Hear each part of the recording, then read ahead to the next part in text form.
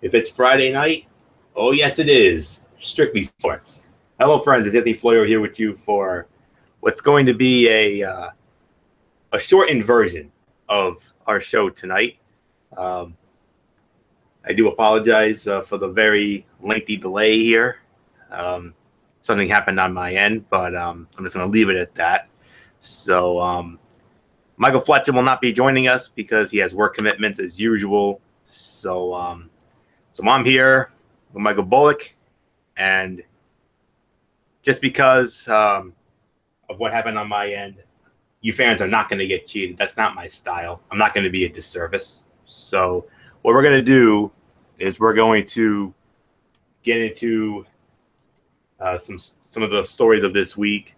There are a couple of other quick stories, Bullet, that I wanted to get into in addition to what we had previously on the docket.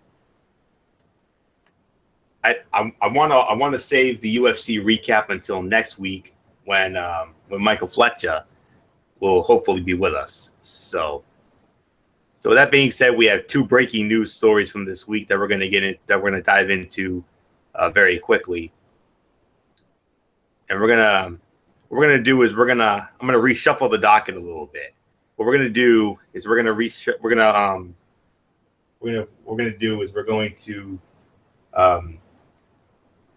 into the NBA first because there's two big stories that came out of the NBA this week, and then we'll also get into the Major League Baseball as well. I want to make sure they're all in order. I want to have them all intertwined together. So what we're going to do, we're going to run down Jeff Hornacek being hired by the New York Knicks. We're also going to talk about the NBA draft lottery. We'll also talk about Sean McDonough, the new play-by-play man for Monday Night Football, replacing Mike Tirico. We'll also get into Freddie Gonzalez being fired as the manager of the Atlanta Braves. And we'll also get into Max Scherzer's 20 strikeout game. And Bullock and I, we've done this before, and we're going to do it again. A rapid fire Major League Baseball power rankings. So with all that being said, let's dive on in and to the first of our two. Let's cover our two breaking news stories from this week, and then we'll go from there. First breaking news story of the week: Jeff Hornacek has been hired as the new head coach of the New York Knicks. That announcement came down this week, and so here we go. Yes. Now, what happened is he spent Thursday afternoon at the New York Knicks facility in Westchester with Phil Jackson, meeting with staffers and players.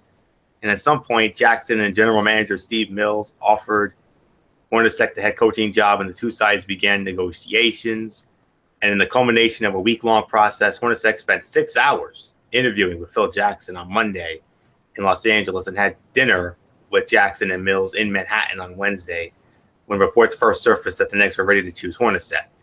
And both sides had plenty of time getting to know one another, and they should make it official as early as next week.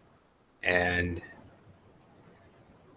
of course, the big question is what's going to happen to the triangle offense. Several media outlets have reported that Hornacek will have the freedom to install his own offense rather than run Jackson's preferred triangle. If this is accurate, and several people are familiar with the inner workings of the team believe it to be true, it would be a shift in philosophy for Jackson. Interesting wrinkle here: Derek Fisher attempted to tweak the triangle by increasing the pace, running more high ball screens and drag screens.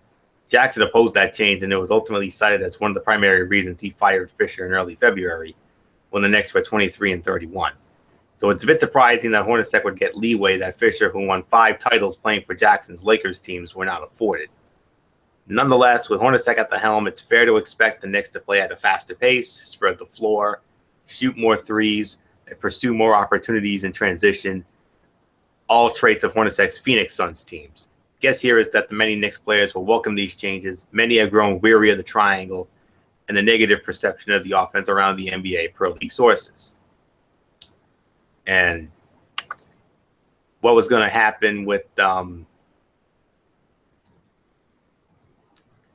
let me just get back to my my note here. What happened to Rambis and what happens to Kurt Rambis and the rest of the staff? Some reports suggested that Hornacek was Jackson's preferred target throughout his coaching search. And if that was the case, Jackson did not inform his good friend Rambis, who became the Knicks' interim head coach after Fisher's dismissal. Jackson's decision to hire Hornacek caught Rambis off guard. Sources say that Rambis would have had a role with the organization, was seen as a foregone conclusion earlier in the month, but his future with the club is less clear now. Hornacek has decided to retain assistants Jim Clemens, Rashid Hazard, Josh Longstaff, and Brian Keefe. His plans for the assistants are unclear, but it's worth noting that Keefe and Longstaff are respected by many players for their hard work and selfless approach, according to sources familiar with the locker room dynamic. Another factor worth considering, Keefe and Longstaff are held in high regard by Oklahoma City stars and soon-to-be free agents Kevin Durant and Russell Westbrook. And what about the defense? We know how Hornacek's offensive philosophy could have an impact on the Knicks in the final item on this agenda here. The other end of the floor will be equally important for the Knicks. Hornacek's Suns teams regressed on defense in the past 2 years after ranking 13th in defensive efficiency his first season on the sideline. Now, was that due to a change of personnel or something Hornacek and his staff wasn't getting across to the players? One factor at play here, Hornacek's top defensive assistant, Mike Longobardi, was fired in the middle of the year and landed with Cleveland, where he has helped the Cavs defend at a very high level. Longobardi is also a Tom Thibodeau disciple and respected around the league, so it stands to reason that the Suns' defensive principles were sound and modern. It's unclear if Longobardi will be an option for Hornacek and the Knicks, but Hornacek figures to have a stronger interior defense in New York thanks to Robin Lopez and Kristaps Porzingis than he had in Phoenix. So just wanted to, get into that. I just wanted to share those couple of tidbits as far as this Hornacek hiring is concerned. So that's pretty much my my 2 cents on that. He has a career coaching record of 101 and 112. Did not make the playoffs in each of the 3 years he was in Phoenix. I mean, he went 48 and 34 in 2013-14. 2014-15 went 39 and 43, and then was fired during the season this year after going 14 and 35. So you already know his history as a player at Iowa State and with the Utah Jazz. 2 finals appearances there, both lost to Chicago in those 2 memorable series in 97 and 98. So fired by the Phoenix Suns on February 1 of this year. And I think it's pretty much a done deal that Jeff Hornacek should be the next. I don't think anything's official with him being the head man in Phoenix, but nonetheless, in New York rather. But I think he's going to be. I think he's going to be the next head man with the New York Knicks and keep those staffers that I just mentioned. So that's my 2 cents on that. Michael Bullock, let's bring you in. Your thoughts on Jeff Hornacek?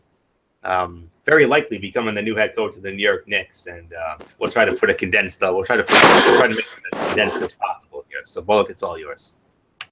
Yes, hello friends. This is Mike Bullock here for another edition of Strictly Sports. A very interesting hire by the New York Knicks to have Hornacek as the his first year with the Suns. It was actually a pretty 48 and 34 record,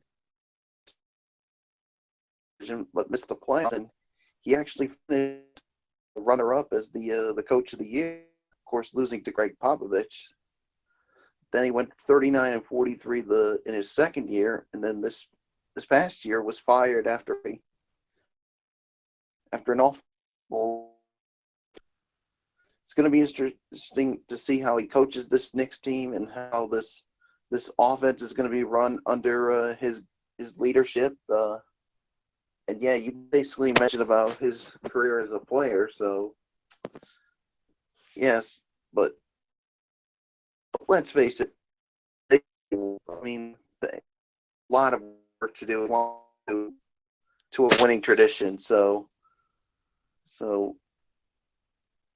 Hornacek help out? I don't know. We'll definitely have to wait and see, but that's pretty much my 2 cents on it. So let's quickly move on to the next big story of the week.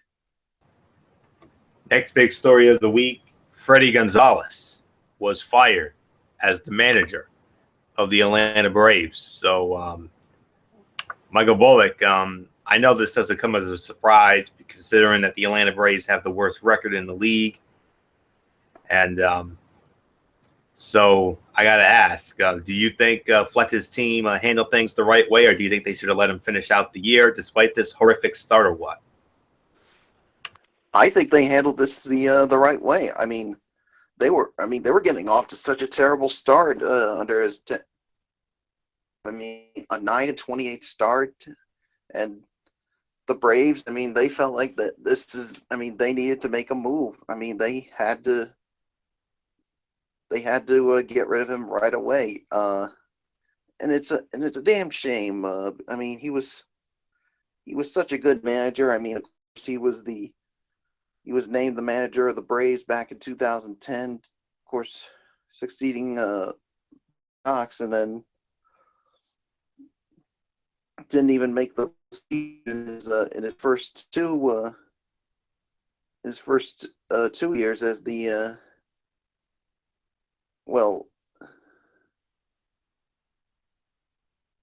of course the Braves, of course, I think they didn't make the playoffs the first 2 years, and then they got there in 2012, and then of course losing in the wild card round, and then 2013 they ended up winning they ended up winning the division, and of course they would go on to face the Dodgers in the divisional round, and of course we all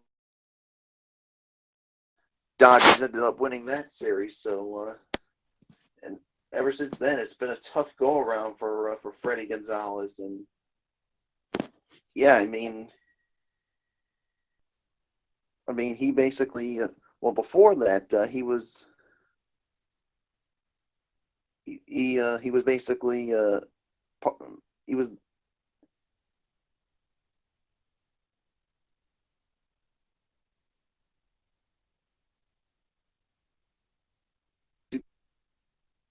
and then of course in 2008 he was named the Sporting News of the Year, and then in 2010, of course, which was when he was fired, and of course that's when he became the manager of the Braves. So yeah, so like I already said, they had to make this move right away. This Braves team is not doing any good, worst record in baseball, and will they get another job as manager? No, we'll definitely have to wait and see, but that's pretty much 2 cents. So Florio, what's yours? He compiled a record of 710, and he has a career managerial record of 710 and 692, a win percentage of 506. He started as a coach with the Florida Marlins from 1999 to 2001, and then was also with the Atlanta Braves from 2003 to 2006 on Bobby Cox's staff. And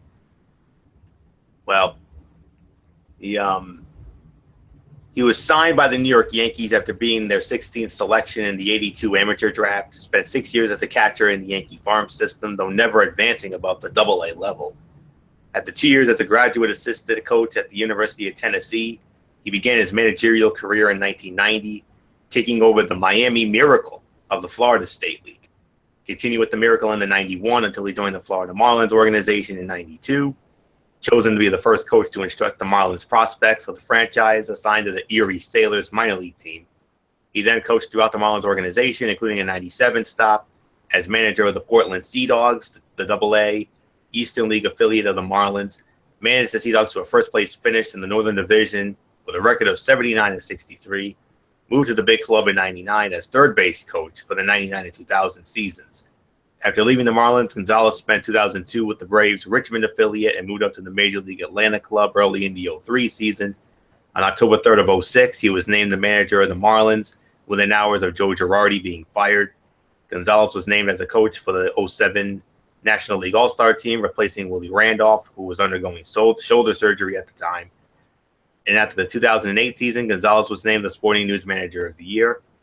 After a victory against the St. Louis Cardinals in 2010, Gonzalez had won more games than any other manager in Marlins history. Yes, even more than Jim Leyland and Jack McKeon, who led the Marlins to their 2 World Series titles in 1997 and 2003, respectively. June 23rd of 2010, he was fired as the manager of the Marlins, led the Marlins to winning years in 08 and 09, despite working with the lowest payroll in Major League Baseball. Marlins decided to replace Gonzalez with Edwin Rodriguez as the interim manager. October 13th of 2010, Gonzalez was officially named the new manager of the Atlanta Braves, succeeding the retiring Bobby Cox. And then on October the 5th of 2012, he managed his first postseason game as a Major League manager, a 6-3 loss to the St. Louis Cardinals in the controversial 2012 NL wildcard game at Turner Field, a game that Gonzalez put under protest after the infield fly rule was called by umpire Sam Holbrook on a ball that fell in shallow left field in the bottom of the 8th. Gonzalez would earn his first Major League postseason win 3 years later on October 4th of 2013 in Game 2 of the National League Division Series, a 4-3 win over the Los Angeles Dodgers, before the Dodgers, of course, would win that series. And then after a 9-28 start this year, Gonzalez was relieved of his managerial duties with the Braves on Tuesday. So a managerial record of 7-10 and 692. Braves had no choice. I mean, this might be the worst start in the illustrious history of the franchise. I mean, you remember the good old days with Greg Maddux, Tom Glavine, and John Smoltz, and that dominant pitching staff that also included the likes of Steve Avery and Denny Nagel, and a great bullpen and 2 great closers in Mark Wohlers and Craig Kimbrell. Of course, Kimbrell now with Bullocks Red Sox.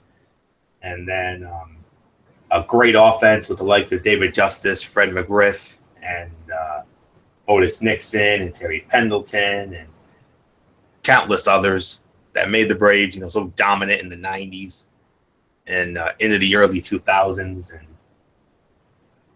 But man, oh man, I mean, this is the worst Brave team I've ever seen in my life, and I feel bad for Freddie Gonzalez. But as the old saying goes, 9 times out of 10, they always go after the manager or head coach instead of the players. They never go after the players, but just a victim of circumstance, unfortunately. So we wish Freddie Gonzalez the best in his future endeavors, and we are hopeful that he will find he'll get a chance to manage again, because I think he's a solid manager. I really do. He just didn't get enough breaks. So that's pretty much it for that. So all right. Next up, we're gonna go into our third big story of the week, and that is Sean McDonough. Sean McDonough is going to be the new play-by-play voice of ESPN's Monday Night Football, who's going to be replacing Mike Tirico. So, yeah, I mean, that was announced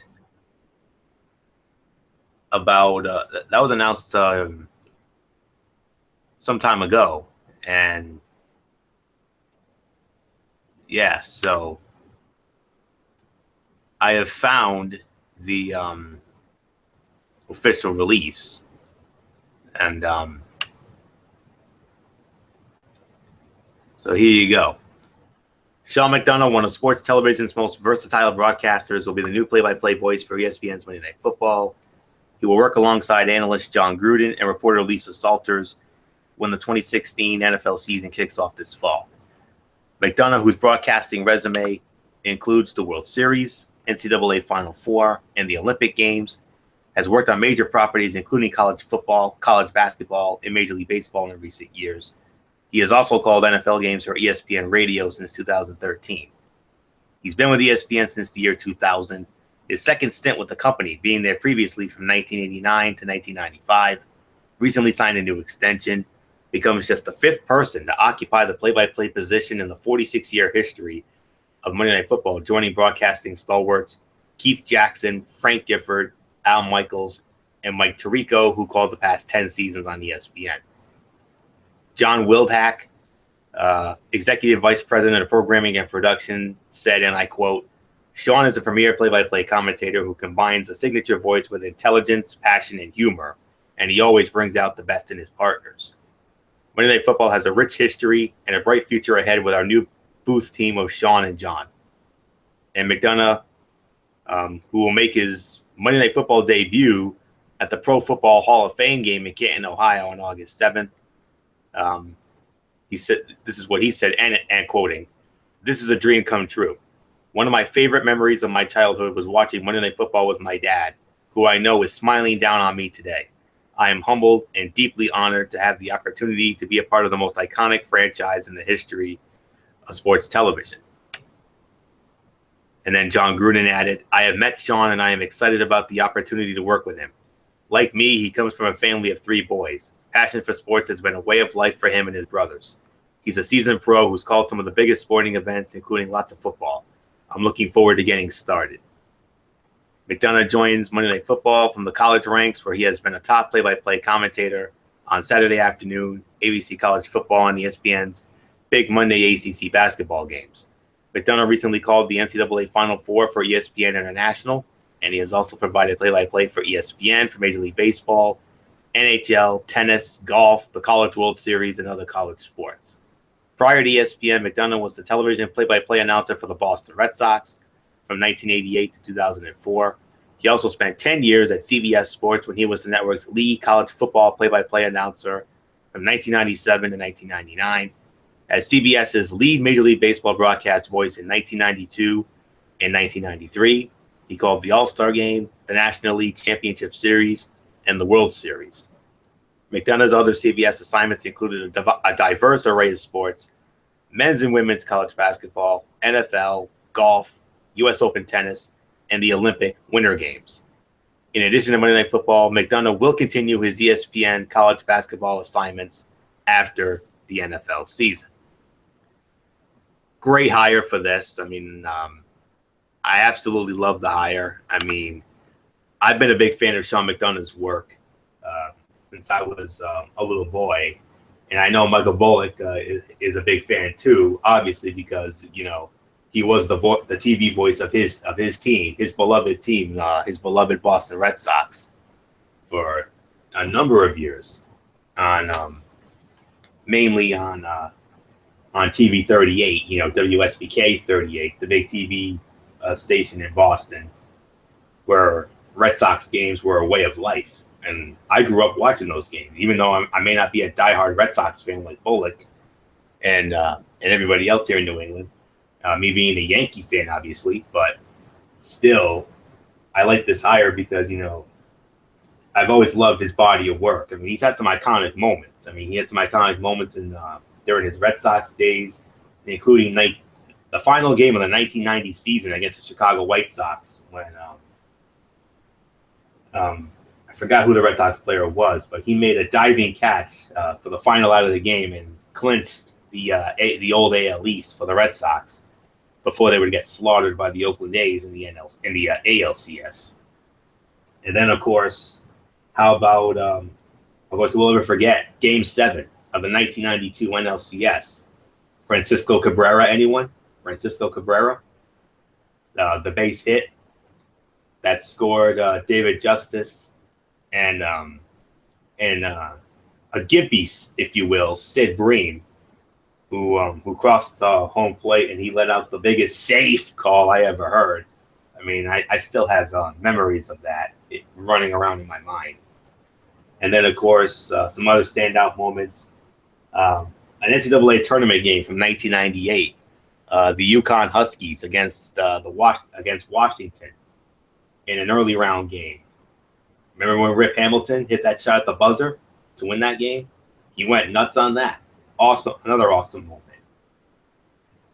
He had some standout college football moments. Michigan, when they beat Notre Dame one year, Greg Matthews caught a touchdown pass with seconds left. He went nuts there. And then, but his most iconic college football moment, and I know Bullock's not going to like reliving this, but I had to make a point here. The Michigan State-Michigan game from this past season, when we all thought Michigan had it won, and then all of a sudden, out of nowhere, the Michigan punter botched, and then Michigan State pounced on it, full advantage, and it was Jalen Watts Jackson who ran down the sidelines and scored that touchdown. I mean, that, along with the Cabrera call from '92, as well as Joe Carter's walk-off home run in the World Series in '93, those to me were his most iconic calls, and I cannot wait to see what he brings to the Monday Night Football table this fall. And his first regular season game will be, I'm sure, that first game of the Monday Night doubleheader when the Pittsburgh Steelers go up against the Washington Redskins at FedEx Field, right around 7:15 or so. So I couldn't be any more delighted with this hire. I mean, I'm sad to see Tirico go, but Tirico obviously wanted to do a career advancement at this point. So I wish both gentlemen the best. I mean, Tirico had some standout moments on the Monday Night Football. I mean, the Chicago Bears against the Arizona Cardinals in 2006 on that Monday night game that featured the infamous Dennis Green meltdown, which has become one of the most iconic moments one of the most iconic sound bites in sports history. We are who they thought they were. We all remember that. So, but Tirico had some great moments other than football, NBA as well. But it's about Sean McDonough, and Sean McDonough, I know, is going to do a tremendous job in the Monday Night Football booth with John Gruden and Lisa Salters this fall, and I'm looking forward to hearing him on the call, as well as his college basketball duties.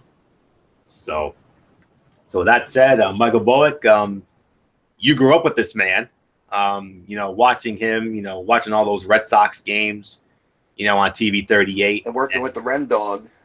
Yeah, Jerry Remy. Yeah, I mean, those two made a great team. I'll be honest with you there. So, and like I said, I may not be a diehard Red Sox fan like you are, but I certainly remember watching those games growing up, and yeah, whether it was on WABU channel 68, or basically I get it on Cox 3, or well, it was basically Cox 3, whether it was WABU or the JCS television network or Fox 25.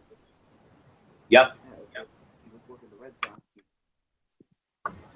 All right, so my man, like I said, you grew up with him, so now you're gonna get to watch him do his thing on one of the biggest stages in sports, and that is Monday Night Football. So, your thoughts on Sean McDonough's very prestigious new gig?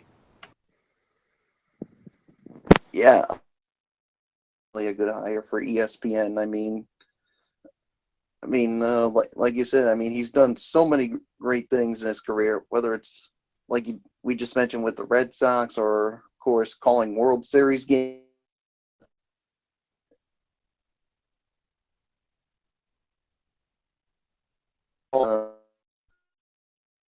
In the World Series, he was basically going bonkers with that, or of course even the coverage of the Masters, CBS, or some of the things he's done with ESPN when it comes to college football. I mean, who could ever forget that Michigan and what was that? What was that game where he was going nuts?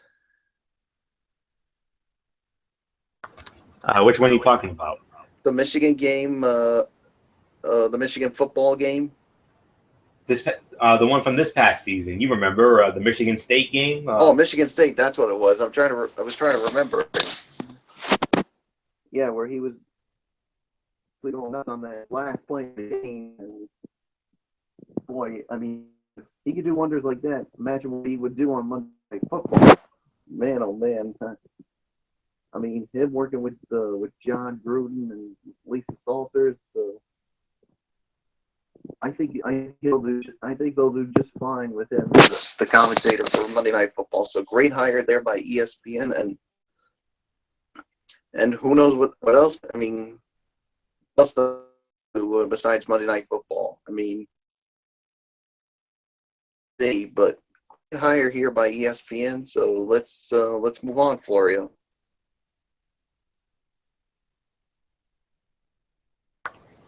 All right, so those were the three big stories of the week.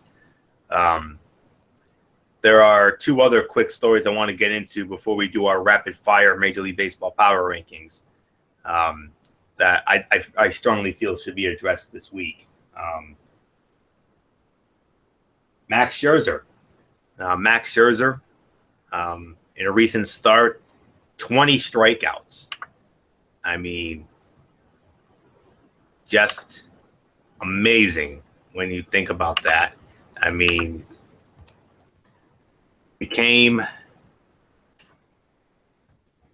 just absolutely blew us all away.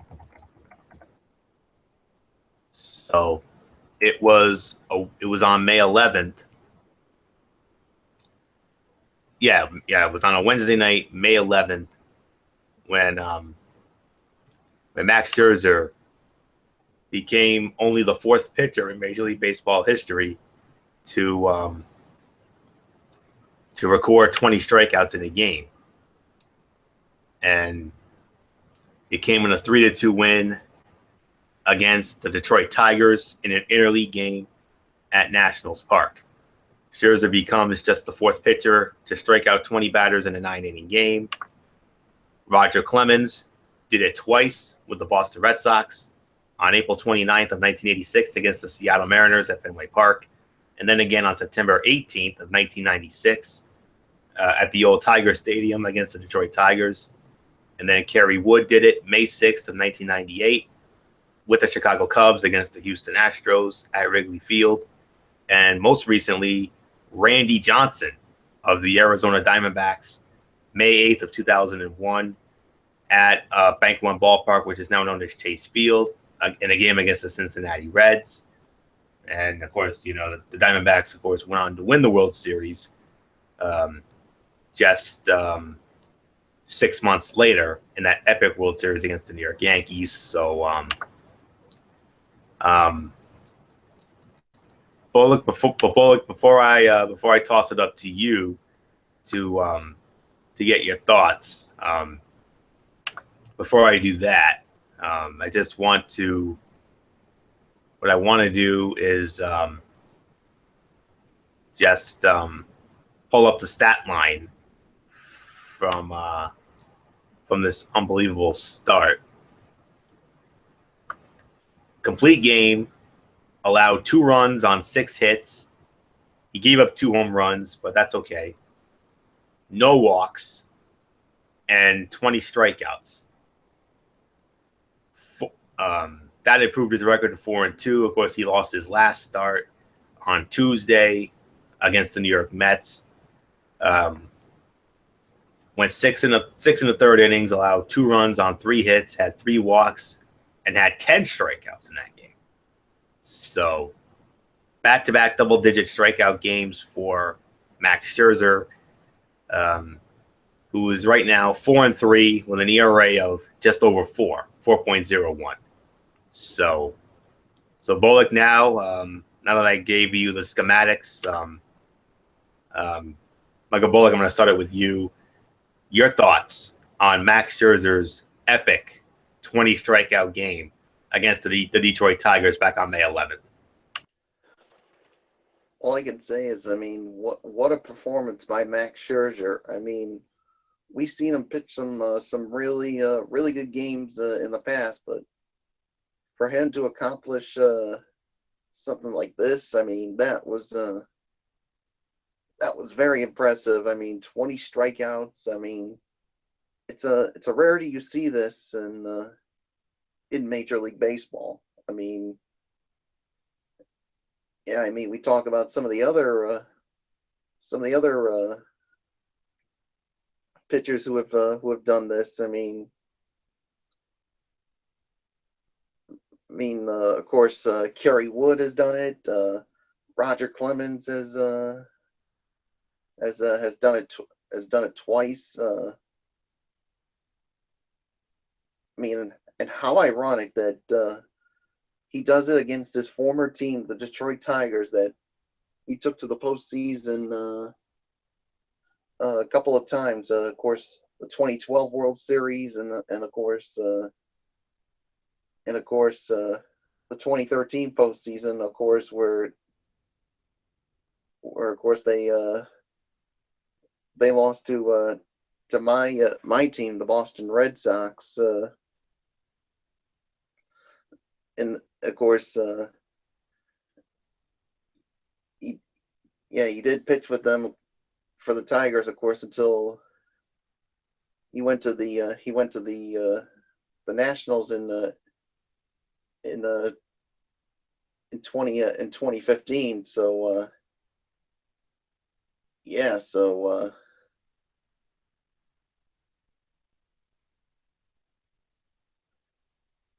so definitely a great performance by Max Scherzer, and but like I said, I mean that the Nationals, of course, are in contention. Of course, they currently lead the National League East. So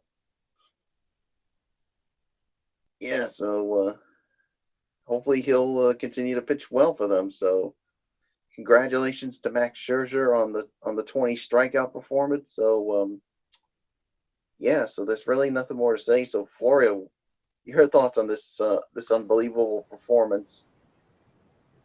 That's just the word, unbelievable indeed. I mean, Max Scherzer, 20 strikeouts. I mean, he had a chance to get 21, but it ended up being another out, a non-strikeout. But man, oh man, I mean, an epic performance indeed by Max Scherzer.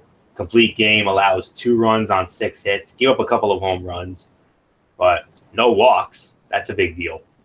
And then had 20 strikeouts. I mean, he's one of the best power pitchers in the game today, and he's one of the reasons why the Washington Nationals are one of the best teams in the National League.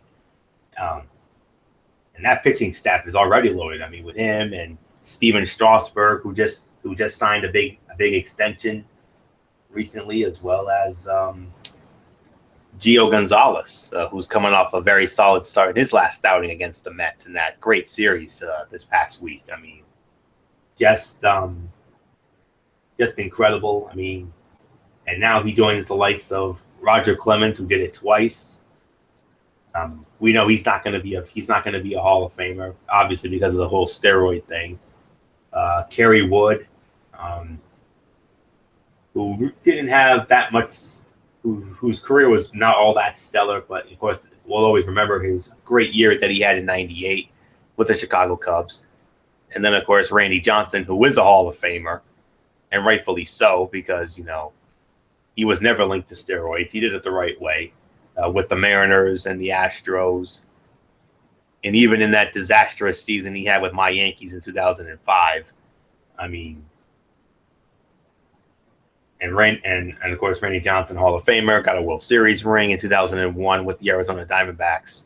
So yeah, I mean, I've always liked Scherzer's body of work. I mean, whether it was in Detroit and of course now with Washington, I mean, he's one of the best pitchers out there. I mean, I don't think he's going to win the Cy Young Award this year. As of right now, I still think it's Jake Arrieta of the Chicago Cubs. I think he's the front runner in the National League, whereas in the American League, I think Chris Sale of the Chicago White Sox is right now the front runner for the American League Cy Young Award. considering the body of work he's been having this season. I mean, just amazing. So an incredible performance by an incredible pitcher in Max Scherzer, whose body of work just continues to get better and better with each start. And I think by the end of the year, he'll definitely be in the voting for the Cy Young Award. But as of right now, if things keep going the way they do right now, I think it's going to be Arrieta again. That's just how I feel about it. But nonetheless, a performance for the ages by Max Scherzer against the Detroit Tigers just 10 short days ago. So, all right. One more quick story before we do our rapid fire Major League Baseball power rankings, and that is the NBA draft lottery. The NBA draft lottery was held this past week. It was held this past Tuesday night prior to game one of the NBA Eastern Conference Finals between the Toronto Raptors and the Cleveland Cavaliers. And this is how it is. This is how the first round, and this is how the draft is going to go. The Philadelphia 76ers, the big winners, they're going to draft. They got the number one pick. Number 2 will be the Los Angeles Lakers. Number 3, hey, how about this bullet? Your Boston Celtics via the Brooklyn Nets. Phoenix Suns 4, Minnesota Timberwolves 5, New Orleans Pelicans 6, Denver Nuggets 7, Sacramento Kings 8, Toronto Raptors 9 via the New York Knicks, 10 Milwaukee Bucks, 11 Orlando Magic, 12 Utah Jazz, 13 Phoenix Suns via the Washington Wizards, 14 Chicago Bulls, 15 Denver Nuggets via the Houston Rockets, 16 Celtics via the Boston Celtics via the Dallas Mavericks, number 16, Memphis Grizzlies 17, Detroit Pistons 18, Denver Nuggets 19 via the Portland Trailblazers, Indiana Pacers 20, Atlanta Hawks 21, Charlotte Hornets 22, Boston Celtics 23, Philadelphia 76ers via the Miami Heat and the Cleveland Cavaliers at 24, LA Clippers 25, Philadelphia 76ers via the Oklahoma City Thunder, Denver Nuggets, and Cleveland Cavaliers at 26, Toronto Raptors 27, Phoenix Suns via the Cleveland Cavaliers and Boston Celtics 28, San Antonio Spurs 29, Golden State Warriors 30. I'm not going to get into round 2 because that's a little unnecessary. So I just wanted to run down the first round of the NBA draft lottery. That's the rundown. Philadelphia 76ers win it. I'm not at all surprised. I mean, Philly has been, they've been crap all of these past couple of years. I mean, needless to say, this team has not been the same since the days of Dr. J, Julius Erving, and Moses Malone, and that awesome team they had in 1983 that won the NBA championship. And then 2001 getting to the finals again with Allen Iverson and that crew. So, We've got plans. Yeah, I mean, what's next? Just amazing. So,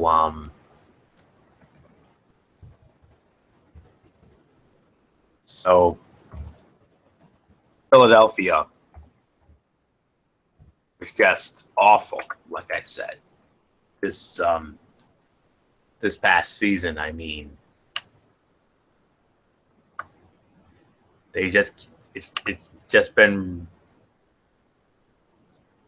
of course some major changes for the Sixers. They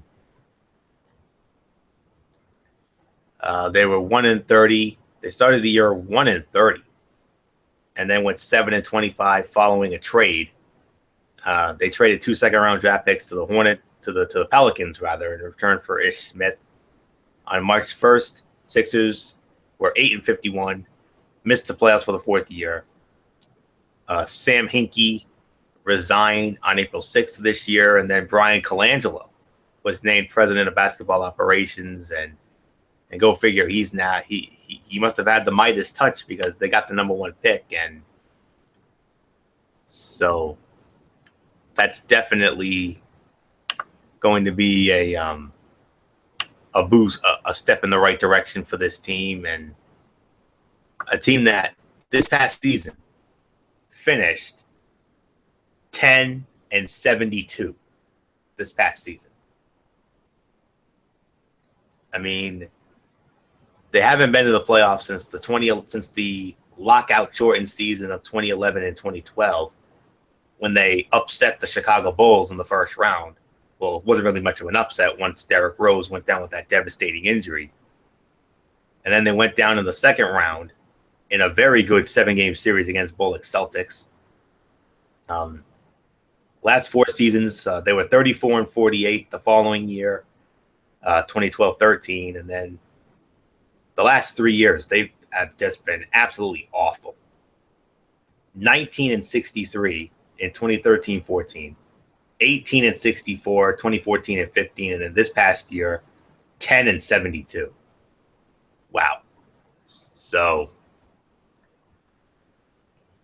many people thought they were tanking this past season, and that may be why they got the number 1 pick. And so I think it's definitely hopefully it's an improvement for the Sixers. Hopefully whoever that number 1 pick is, it'll have impact, because, this team used to be so fun to watch, like I said, back in the day, but not so much anymore. I mean, especially the last 3 years. I mean, if I was a Sixers fan, I'd be asking for my money back because of how terrible this team has been the last 3 years, especially this year. I mean, I can't get over it. 10-72. Ugh, that is brutal. Absolutely brutal. So we'll see if it pays dividends for this team come draft night next month. So yeah, Sixers number 1 pick, Lakers number 2, Bullock Celtics are 3. You already know the lineup. I already posted it. So Michael Bullock, I'm going to bring you back in. Your thoughts on what happened with the NBA draft lottery and the Philadelphia 76ers getting the first, becoming the big winners and getting that coveted number 1 pick. So Bullock, let me get you back in. Your thoughts on the NBA draft lottery. Yeah, I mean, no surprise with the winning the lottery and getting the number 1 pick. I mean, you mentioned about the record this year. It was horrible, and hopefully this number 1 pick, where that they get a really good player that can help them turn. They need a lot more. So, and the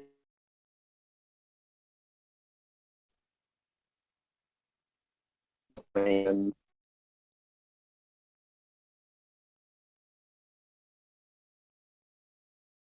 Kobe Bryant, that he's retired, but we'll wait and see who that is. Of course, the Celtics get the number 3 pick. Of course, getting it via from the Brooklyn Nets, of course, as part of that big trade that they did a couple of years back. It needs to look bright for this Boston Celtics team. So, yeah, so you pretty much touched everything else when it got to the draft lottery. So now the only thing we can wait for is the draft itself next month. So it should be a very interesting draft. Time. All right.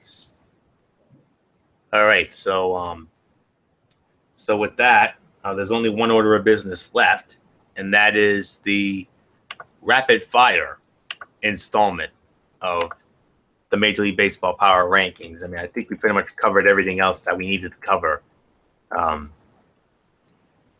for this show. So for this week's show, before we move on to next week and beyond. So all right. Let me see. Okay, so just bear with me for a moment here. So, okay, here we go. Power rankings here and now. And I'm going to start it off, obviously, at number 10. We know Bullock's not going to be ready quite yet. So a couple of honorable mentions for this power rankings. Los Angeles Dodgers, want to see more from them. They're 21-21. They've lost 2 in a row. They're 5-5 in the last 10. Want to see more from them a little bit. Miami Marlins, 21-20. They've lost 3 in a row, 4-6 in their last 10. Want to see more from them, obviously. I think that's pretty much it. Of course, another quick honorable mention: my New York Yankees. They won 3 in a row. They're 6-4 in the last 10. They still have work to do, obviously, but maybe they're turning the corner. Let's hope so. So with that said, I'm going to start it off at number 10. And my number 10, I got to go with your reigning and defending World Series champion Kansas City Royals. They're back over 500. They're 6-4 in the last 10 games. 21-20 is where they stand right now. I mean, I know they've been a colossal disappointment, but it is what it is. So, of course,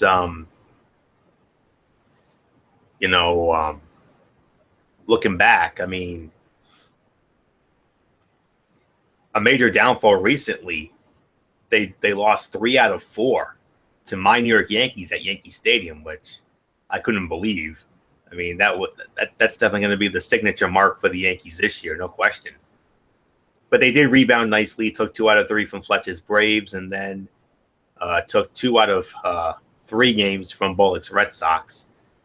There was supposed to be a 4th game, but it was rained out on Monday.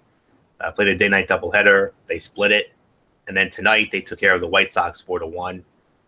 2 more games against the White Sox this weekend, and then they go to Minnesota for a 3-game set with the Twins. And then the White Sox come in for a 4-game set starting on Thursday night. So with that said, my number 10 is the Kansas City Royals. So, Bullock, you know the question by now. Agree or disagree?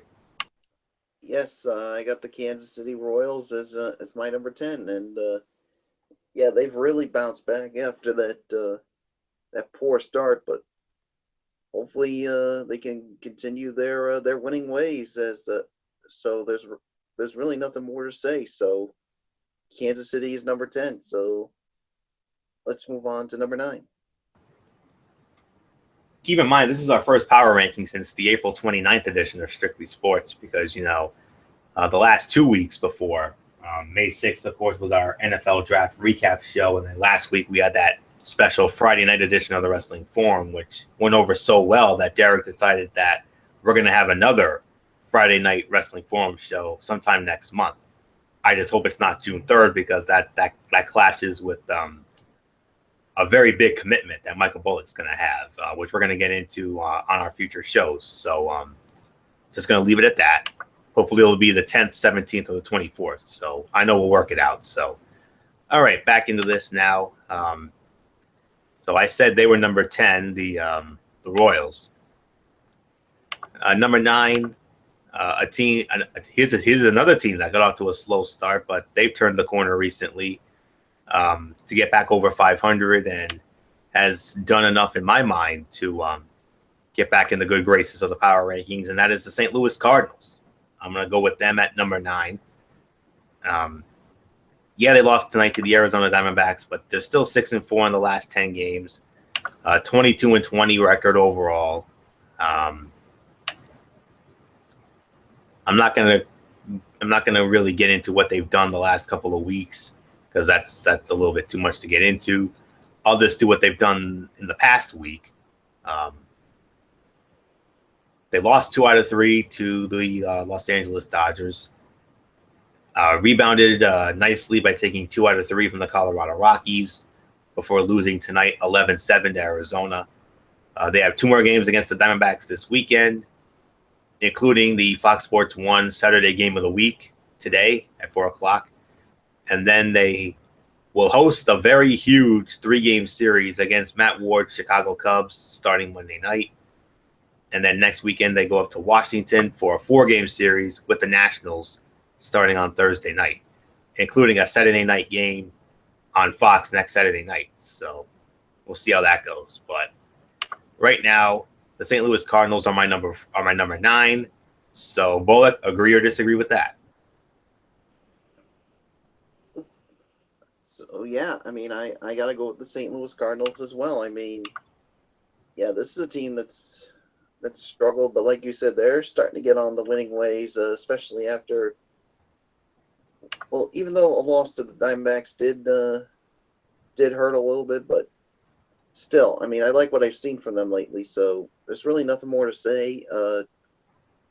St. Louis Cardinals is my number 9. So, Florio, let's move on quickly to number 8. And my number 8, I got to go with a team that's been doing really well right now, and they're now over 500. They've won 4 in a row. They're 5-5 in the last 10 games, but I got to reward them for it. My number 8's the Tampa Bay Rays. I mean, I really like what I've been seeing from Tampa Bay lately, including a win tonight against the Detroit Tigers. 4 in a row. They're 20-19 overall, 3rd in the American League East. And like I said, winners of 4 in a row, 5-5 in the last 10 games. Just amazing what they've done. What happened this past week, despite losing 2 out of 3 to the Oakland Athletics last weekend, a 3-game sweep of the Toronto Blue Jays in Toronto, where they outscored the Blue Jays 31-7 in those 3 games. And then a 7-5 win over the Detroit Tigers tonight. They have 2 more games against the Tigers this weekend, and then they head up to Miami. And it's another one of those unique 4-game interleague series. They're going to have a 4-game interleague series with the Miami Marlins starting on Monday. The first 2 games are going to be at Marlins Park in Miami on Monday and Tuesday. And then on Wednesday and Thursday, then they go home to Tropicana Field and welcome Don Mattingly's Marlins to town. And then next weekend, a huge 3-game series. Well, maybe not huge, but a 3-game series against my New York Yankees at Tropicana Field next weekend. So that should be very interesting, to say the very least. So with that being said, my number 8 is the Tampa Bay Rays. Really turning the corner right now, and could make things very interesting in that American League East, even though it's all about the Orioles and the Red Sox right now. So number 8, Tampa Bay Rays. Bullock, agree or disagree? I agree. Number 8 is the Tampa Bay Rays. So, so you pretty much touched on them. So let's move on to number 7. All right. Number 7 in the Major League Baseball power rankings for this week. Let me see who I have. Now, I'm going to be honest with you. It's going to get tougher as we go forward. My number 1 is a no-brainer. I mean, I know the number 1 team that I have in mind is currently losing right now, and they're probably going to lose. But based on what I saw beforehand, I mean, I think they deserve the number 1 accolade. I really do, because they were just too damn good this week. So I'm just going to leave it at that. So we might have to have some ties in these rankings this time out. And so with that being said, we're at number 7. I'm going to go at number 7. I got a tie at number 7. The first of which is your reigning and defending National League champion New York Mets, 23-18, 3-7 in the last 10 games. I believe they won tonight. They won tonight against the Milwaukee Brewers 3-2. And then my other number 7 is the Texas Rangers, 23-19. They've won a game. They beat the Astros tonight. They're 5-5 in the last 10. So it's because of records that I'm I'm putting them in there. I know the Mets haven't been playing well as of late. I know they're 3-7 in the last 10, but the overall record is the reason why I've got them in here. This past week, they split a 4-game series against the Los Angeles Dodgers. But the real downfall was being swept 3 in a row by the Colorado Rockies last weekend. And then dropping 2 out of 3 to the Washington Nationals, getting outscored 16-2 in those games. But they did win tonight against Milwaukee. They won 3-2. 2 more games against the Brewers this weekend at home at Citi Field, and then a huge 3-game series with the Washington Nationals starting Monday night at Nationals Park with NL East and power ranking implications. And then an equally bigger series when the Los Angeles Dodgers come to town for a 3-game series, including Sunday Night Baseball on May 29th, which I know Bullock's going to be watching. And they'll also be meeting on one of those Saturday night Fox games as well, next Saturday night. So that's it for the Mets. My other number 7 is the Texas Rangers. Look and see what Texas has been doing. I liked what I saw from them recently. 5-5 in the last 10 games, 23-19, second in the AL West behind the surprising Mariners, which we're going to get into in a bit because they're also in these rankings. Last weekend, the Rangers, they won 2 out of 3 from the Toronto Blue Jays. And then major downfall, they got swept 3 in a row by the Oakland Athletics.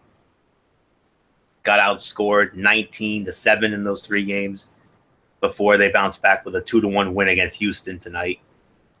2 more games against the Astros this weekend. And then on Monday, a 3-game series with the Los Angeles Angels of Anaheim at home. And then next weekend, a big 3-game interleague series when the Pittsburgh Pirates come to town. So that's going to be some interesting stuff right there. So number 7 is the Texas Rangers and the New York Mets. So Bullock, I ask you, agree or disagree with that? I agree. The tied at number 7 is the Texas Rangers and the New York Mets. So, yeah, there's really nothing more to say except let's move into our number 6. Okay. Number 6. This is going to be a little hard, but this team has not been playing well as of late, including a loss tonight. But because they're a first-place team, I'm going to, regard them as, a good draw. Well, actually, I have a tie at number 6. Yes, another tie at number 6. And if I'm not mistaken, it's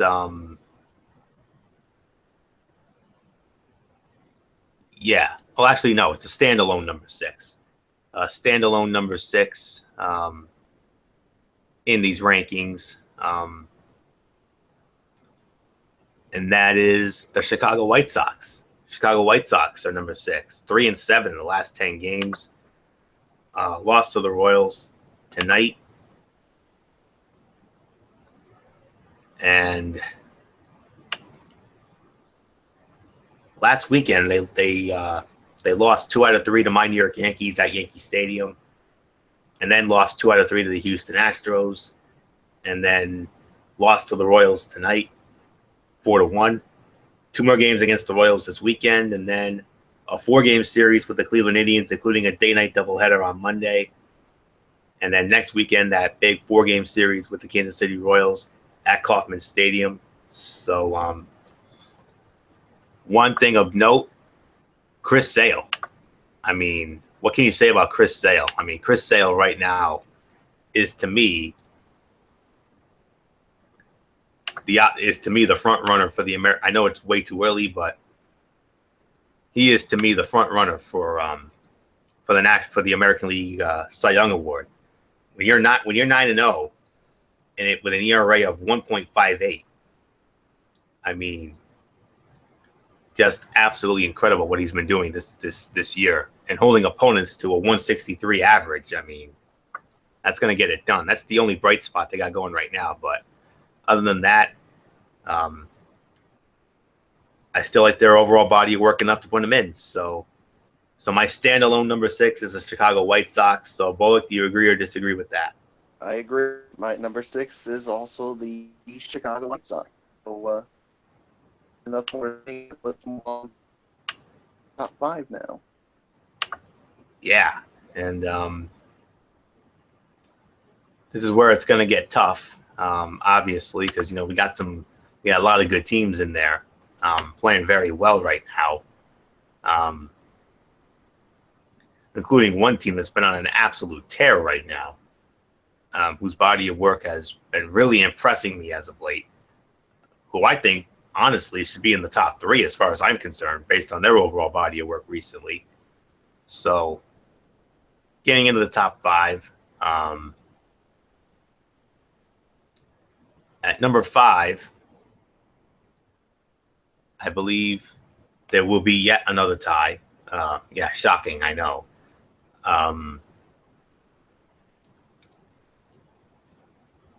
Number 5, it is.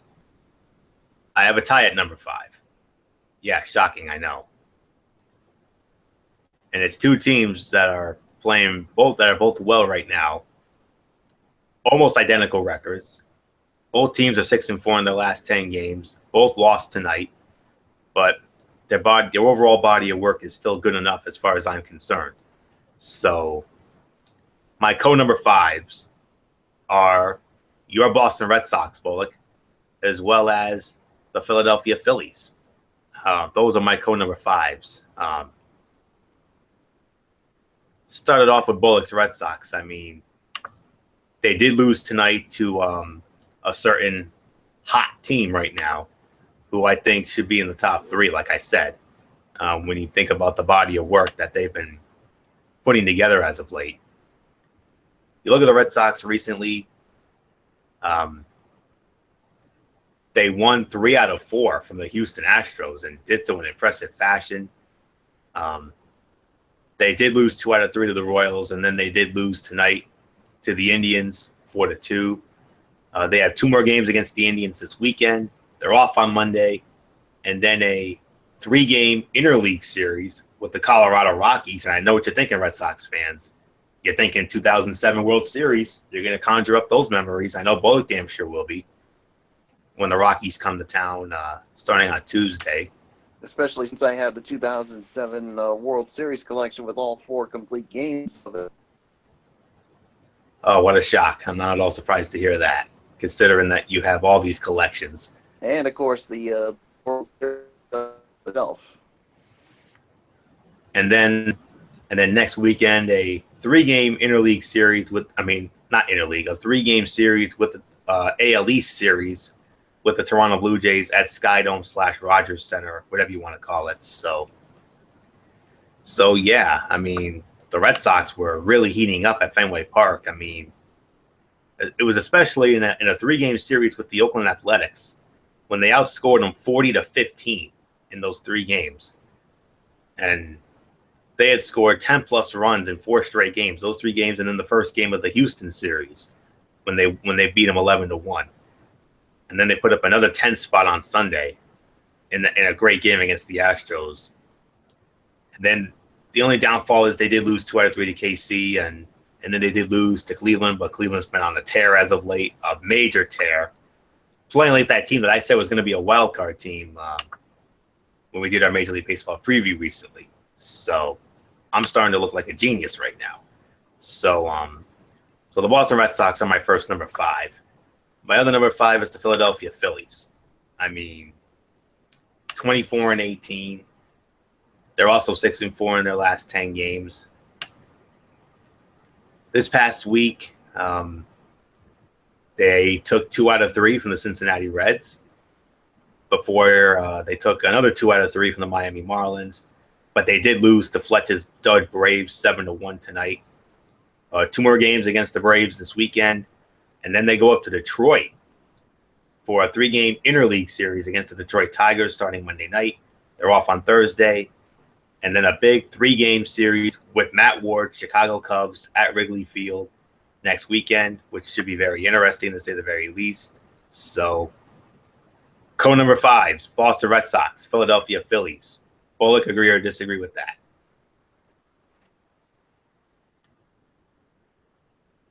Like you said, Boston and look at Phillies. So really nothing more to say except let's move on to number 4. All right.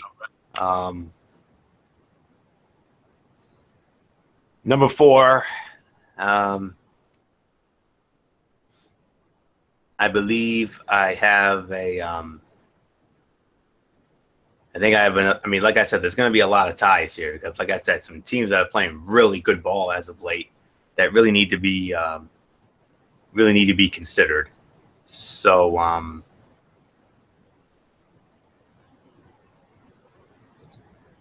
yeah. So I have yet another tie at number 4, and those two teams. First of all, the first one is the Pittsburgh Pirates, who have won 2 in a row. 6-4 in the last 10, 23-18 overall. And my other number 4, a surprising number 4, hard to believe I'm saying it, but they need to be rewarded. The Seattle Mariners. Yeah, I said it, the Seattle Mariners. They've won 2 in a row. They're 6-4 in their last 10, 24-17, and they lead the American League West, which is just unbelievable. And I'm going to start it off with the Mariners. I mean, a team that I really didn't think was going to do much of anything this season, but another surprise. I mean, 24-17, they lead the AL West. This past week, yeah, they were swept 3 in a row by the Los Angeles Angels of Anaheim at Safeco Field, but then they took 2 out of 3 from the Baltimore Orioles. That's a big deal. And then winning the first of a 3-game interleague series with the Cincinnati Reds, winning that 8-3 tonight at Great American Ballpark. 2 more games against the Reds this weekend, and then they got the Oakland Athletics coming in for 3 games at Safeco Field starting Monday night. They're off on Thursday, and then they welcome in the Minnesota Twins for a 3-game series. So, very impressive to say the very least with the Seattle Mariners. So the Seattle Mariners, first number 4, and my other number 4 is the Pittsburgh Pirates. I mean, Pittsburgh Pirates, they've won 2 in a row. They're 6-4 in their last 10 as well. 23-18 overall record. Second in the NL Central, obviously behind Matt Ward's Cubs. This past weekend, they went up against Matt Ward's Cubs, and they lost 2 out of 3. And then they took 3 out of 4 from Michael Fletcher's dud Atlanta Braves. And then they beat the Rockies tonight 2-1. 2 more games against the Rockies this weekend, off on Monday. And then they welcome the Arizona Diamondbacks to PNC Park for a 3-game series. And then a 3-game interleague series with the Texas Rangers next weekend in Texas. So that should be some interesting stuff there. So, number 4s, the Seattle Mariners and the Pittsburgh Pirates. So, Bullock, agree or disagree with that?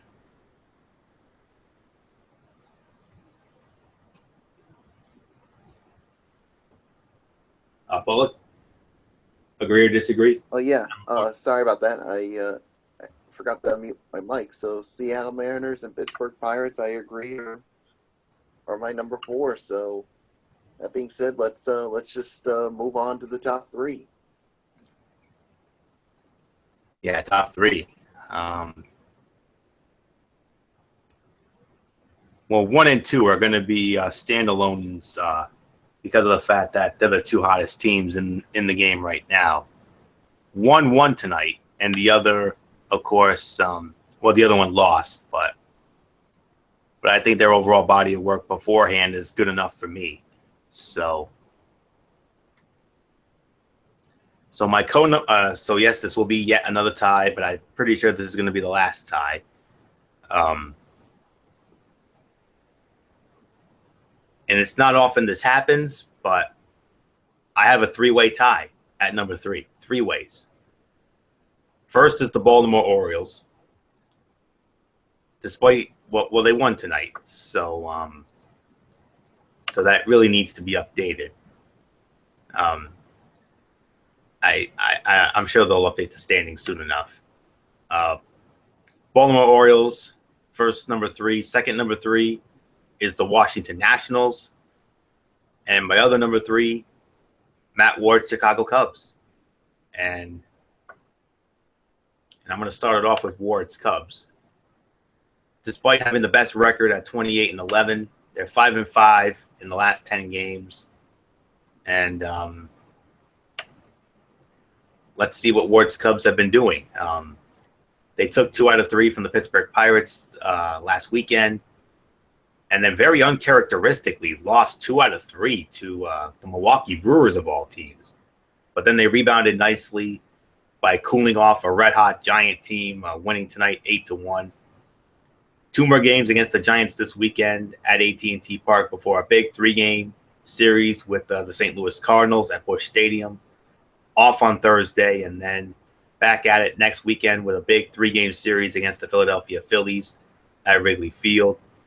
They won 8-1 tonight against the San Francisco Giants, and what a shock. It was because of who else? Jake Arrieta. I mean,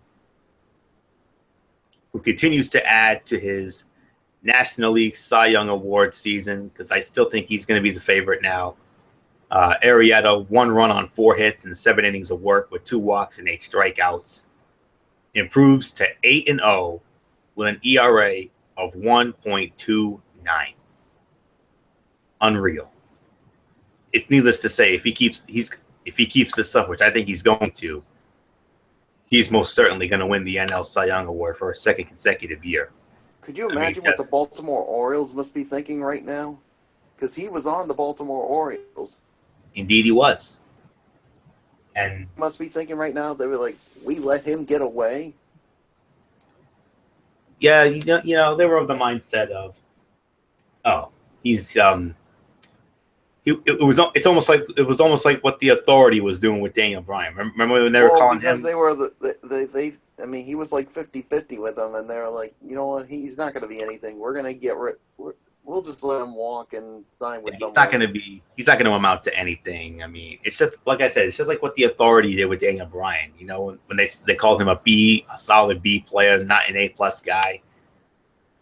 Yeah, or else how's that working out for you? I'm sure Baltimore's like, man, I wish we had him now. Yeah, too little, too late, I'm afraid. So, but nonetheless, the Cubs are still doing some great things this year.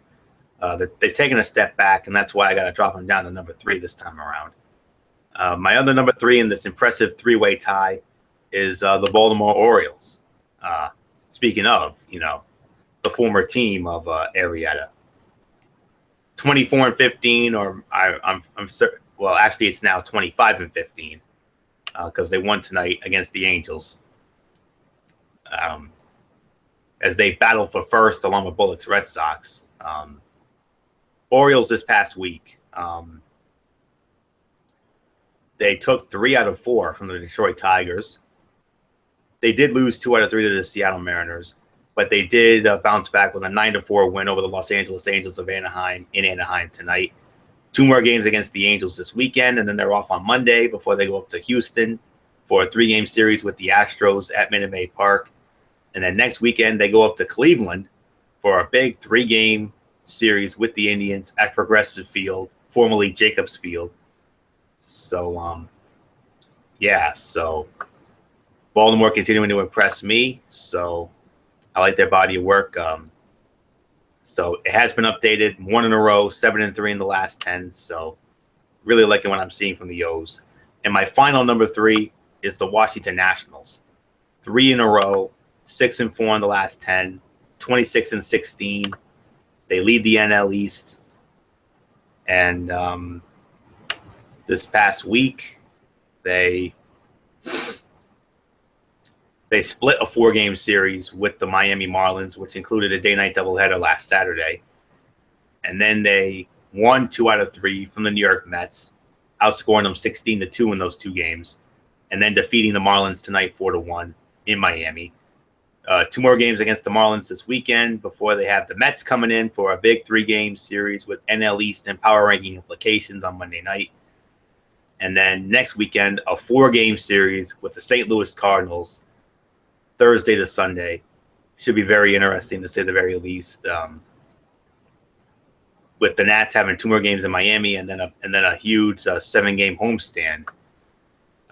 With 3 against the Mets and 4 against the Cardinals. So very interesting stuff there. So, and of course, Scherzer, tough luck loss, but continuing to do some things. Strasburg signing that huge new extension. So 3-way tie at number 3: Chicago Cubs, Baltimore Orioles, and the Washington Nationals. Michael Bullock, how do you follow that?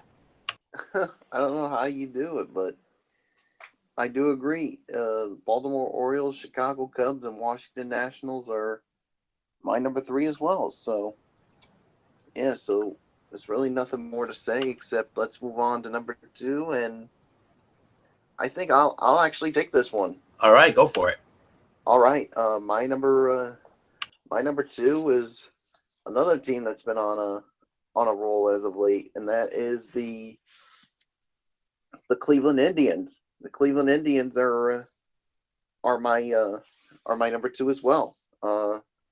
They've won 5 in a row. They're 7-3 in their last 10 games. This team is definitely on a roll right now. And what a job Terry Francona has done with this team. And let's see what they did this past week. Of course, they did lose 2 out of 3 to Minnesota, but they swept the Cincinnati. Well, they swept the what turned out to be a home and home series with the Cincinnati Reds. Of course, in the 2 games that they played Cincinnati in Cleveland, they outscored them 28-7. And then, of course, they were going to win the next 2 in Cincinnati, and then, of course, a win tonight over my team, the Red Sox. So 2 more games with the Red Sox, and then, of course, they have a 3-game set with the Chicago White Sox, and then next weekend a 3-game set with the Baltimore Orioles on Memorial Day weekend. So this team is, like I said, is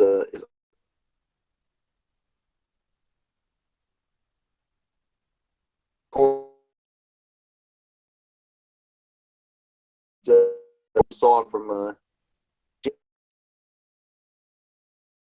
and Romero was able to do so yeah, my number 2 is the Cleveland Indians. So Florida, what says you? What says me is I agree with you, man. The Cleveland Indians are number 2. 5-game winning streak, 7-3 in the last 10. I mean, you touched on it. I mean, they did lose to Minnesota 2 out of 3 at home last weekend, but then that 4-game sweep against the Reds, I mean, that's what did it for me. I mean, outscoring them in those 4 games by a combined 43-16. I mean, just amazing what they did in those 4 games. The 2 games in Cleveland and then the 2 games in Cincinnati. And then they continue that hot streak with a 4-2 win over your Red Sox at Fenway tonight.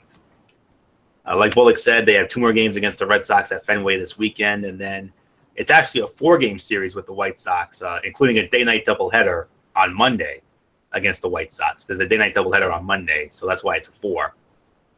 And then single games on Tuesday and Wednesday, off on Thursday, and then the Orioles coming into Progressive Field next weekend. So definitely power ranking implications in all those series, actually, against the Sox, against both Sox teams and the Orioles. So let's see if the Indians can keep this hot streak going.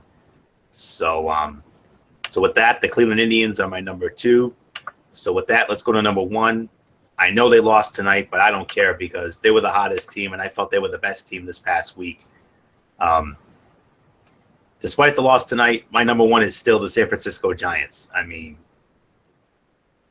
before losing tonight, they had won 8 games in a row. They were 8-2 in the last 10 games. They're now in first in the NL West, coming off their best road trip in 103 years, if you can believe that. They haven't had a road trip like this since all the way back in 1913. I mean, just incredible. A road trip in which they completed a 4-game sweep of the Arizona Diamondbacks and outscored them in that 14-7 in those 4 games, and then followed that up with a 3-game sweep of the San Diego Padres, outscoring them 10-3 in those 3 games. And tonight was their first loss since May 10th, when they lost 4-0 to the Toronto Blue Jays. And then since May 11th, they defeated the Blue Jays 5-4 in 13 innings, and then that 3-game sweep in Arizona. Well, the 4-game sweep in Arizona, rather. And then the 3-game sweep of San Diego. 7-0 on that road trip. Like I said, best road trip in 103 years since 1913. And their starters ERA during that 8-game winning streak was a microscopic 1.34. Just incredible. But then unfortunately their luck ran out tonight. They ran into Jake Arrieta, and Arrieta manhandled them. What else is there to say? Oh, well, didn't really manhandle him. He handcuffed him, more like handcuffed him. 2 more games against the Giants this weekend, including the Saturday Night Baseball game of the week on Fox, and then Sunday Night Baseball, Bullock, which I know you'll be watching alongside Extreme Rules, I'm sure. They got the San Diego Padres coming in for a 3-game series on Monday night. They're off on Thursday, and then they go up to Colorado for a 3-game series with the Rockies starting next Friday night. So, like I said, best road trip since 1913, a 7-0 road trip, starters combined ERA of 1.34 during that 8-game winning streak before Arrieta got to him tonight. So, I don't care. They still deserve to be number 1 in my book. The San Francisco Giants, and last time I checked, isn't this an even year? What did they do the last 3 even years? 2010, 12, and 14. My mind's drawing a blank. Oh, yeah, they won the World Series. The World Series in those even years. So could this be a harbinger of things to come? Could lightning strike again for the Giants? Could you say dynasty if they were to do it again this year? That's all there is. I mean, we'll cross that bridge when we get to it. But nonetheless, they're number 1. I don't care if they lost tonight. It was still the best team in my mind this week. So number 1, San Francisco Giants. I don't care what anybody says. Bullock, I know you feel the same way, but just put us out of our misery. Oh, definitely. San Francisco Giants is my number 1 as well. So so there's really nothing more to say. Let's just put a bow on this edition of Strictly Sports. And that's exactly what we're going to do. We're going to put the bow on this edition of Strictly Sports. I want to thank you all very much for tuning in. So, Bullock, quick question before we do our shout-outs. What's your availability tomorrow night for a possible Extreme Rules preview show? Well, I'm usually out late on Saturday nights. I'm usually I'm usually home sometime after 12:30, I think. All right. But maybe as soon as I get in, maybe we can do the Extreme Rules preview. And we could do like what we did tonight, maybe rapid fire. Okay. Yeah, definitely. Because, I want to make sure we get a preview show in because, we didn't do a payback preview because we had those special plans, as you know. So, yeah. We'll work that out, I'm sure, hopefully. So with that said, Bullock, let's start it off with your shout outs real quick. So Bullock, your shout outs time. We want to thank you all so very much for tuning in for another edition. Of course, shout outs to all of our tremendous fans and viewers out there who continue to support our shows, whether it's this or the link. Of course, shout outs to our Super Woodson. Shout outs to our friends from our school days. Here, the first lady of Strictly Butler, the Wrestling Forum, Megan Silva. Of course, to all of our sports personalities. Of course, you know who you guys are, and then of course our local personalities. You all know who you are. So so that's pretty much gonna do it for me. So until later on tonight for our Extreme Rules preview. This is Mike Bullock saying thank you all so much for tuning in. And of course, thumbs up, talk to you later. Yeah, throw it up Fortune 4 style. Bye for now. And enjoy your evening, everybody. And of course, I'll see you later tonight for our Extreme Rules preview. So, Oreo, take us home. All right, will do. Of course, special shout out to all of our tremendous fans and viewers out there who continue to make Strictly Sports and the Wrestling Forum as ridiculously over as they are. We appreciate it as always. Best fans in the world. Of course, our special shout outs, Dee Dee Woodson, Kevin Woodson, and the entire Woodson family, Matt Ward, Jason Hickson-Bar, Danny Latrell in the UK, our first ladies, Megan Silva, Kaiser Butler, and Lexi Calloway, our other crew members, Tommy Souza, Eric Carrier, Jimmy Alden, Al Bradison, and Rob Parsons. And of course, Michael Fletcher, who couldn't be with us tonight because of work commitments, and Derek Ferreira on the sports blog, continuing to do some great things on that. Of course, all of our personalities from Channel 6, 10, and 12, they know who they are. Our friends over at ESPN, Fox Sports 1, and MLB Network, and NHL, and NBA as well. And the NFL Network. Yes, and the NFL Network, indeed. Yep, NFL Network. And, of course, our friends from the Road Show, can't forget about them. They've undergone a makeover of sorts. I definitely like what I've seen out of that. So they continue to get better and better. So, Will Gilbert, Michaela Johnson, and Brendan Kirby, as well as former co-hosts Megan Mooney and Mary Larson, Stata Sorrell, and Lindsay McCormick, along with Olivia Harlan, as always.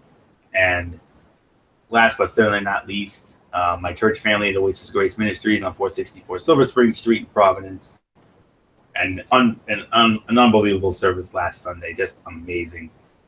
My man, Pastor Carl, his sermons just keep getting better and better each and every week. And I thought this one was his personal best, if I'm going to be real honest with you. And then from there, you know the routine. Sunday morning Bible studies at 9 a.m., Sunday morning service at 10, Wednesday night Bible study at 7, along with some other special events throughout the month and whatnot. And if you need a church home, check them out. Exit 25 off Route 95 in Providence. They're incredible. I love them all to death. So yeah, that will put the bow on this edition of Strictly Sports. Again, like I said, I apologize for the lengthy delay. It was my fault. I take full responsibility for that one. But hey, at least you guys got a show tonight. I could have easily just let it go, but I didn't want you fans to get cheated out of this show tonight. I know we left out the UFC stuff, but besides, Fletcher's not here. He's more of the UFC mark anyway, so I think we'll save that for next week, as far as I know. So later tonight, Bullock and I will have a preview of Extreme Rules. We'll preview the Extreme Rules card. We'll go rapid fire with that. And then Sunday night, the recap of Extreme Rules on Fletcher's channel, Braves Fan 95. And then, and of course, Monday night, the Wrestling Forum. We'll be ready for that. We'll recap all the fallout from Extreme Rules, and we'll start the road to Money in the Bank, which will be the next pay-per-view, which will be on Father's Day, if you can believe that, on June 19th. At that brand new arena up in Las Vegas, that new T-Mobile arena in Las Vegas. So I'm really looking forward to seeing how that goes down.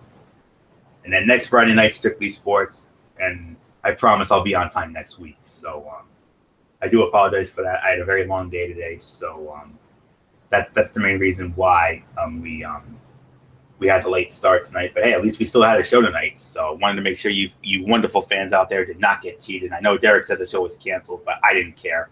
I was still doing the show tonight, regardless of what he was saying. So all right. So that's it.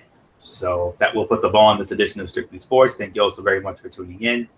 So until later tonight, for the Extreme Rules preview edition of the Wrestling Forum with myself and Bullock, it's Anthony Florio here for Michael Bullock and in spirit, Michael Fletcher and Derek Ferreira. You know the routine, everybody. Thumbs up. Talk to you later. Yeah. Throw it up Fortune Force style. Have a blessed week. Have a blessed and wonderful Saturday, my friends. And we'll see you all later tonight for our Extreme Rules preview edition of the Wrestling Forum. So until then, Anthony Florio here saying, you know the routine. Like I said, you already know the routine by now. So bye for now, my friends. God bless. Be good to each other. And until that Extreme Rules preview edition of the Wrestling Forum, you've been watching Strictly Sports right here on the Tone 25 on YouTube.com. And like I said, bye for now, my friends. God bless. Be good to each other. And for now, Anthony Florio. So long.